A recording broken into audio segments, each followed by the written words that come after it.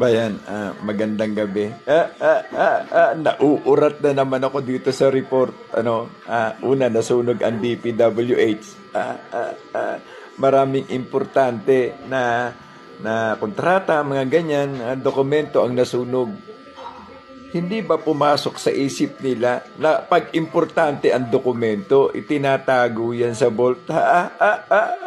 Gunggong ang puta.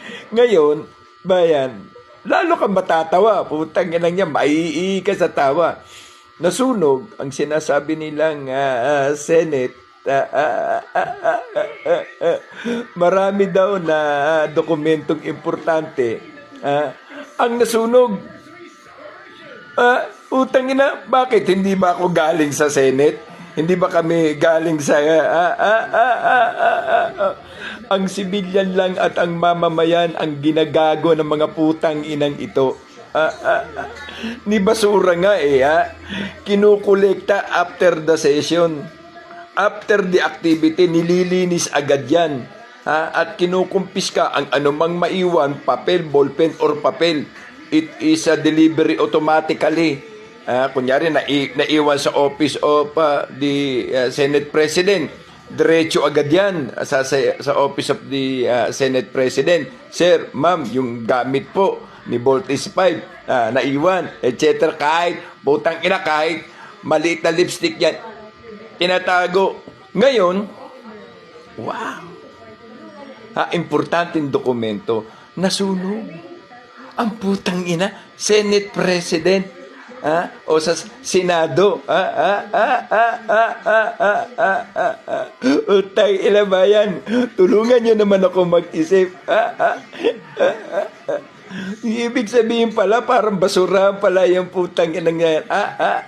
Session hall dyan. Walang nag-iisip. Putang ina, lalaki ng sahod yung buhake ng inang yan. Wala man lang nakapag-isip sa inyo na pwede man lang ilagay yan sa rep. Tago sa rep yung mga sira. Tang ina nyo. Pinaglululoko nyo ang taong bayan. Sa pag-aakala ninyo na maluloko. Ito yung mga manobra ninyo. Bakit? Malapit na bang imbestigahan mismo ng Senate ang Senate?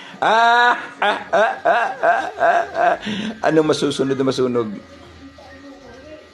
Malacanang?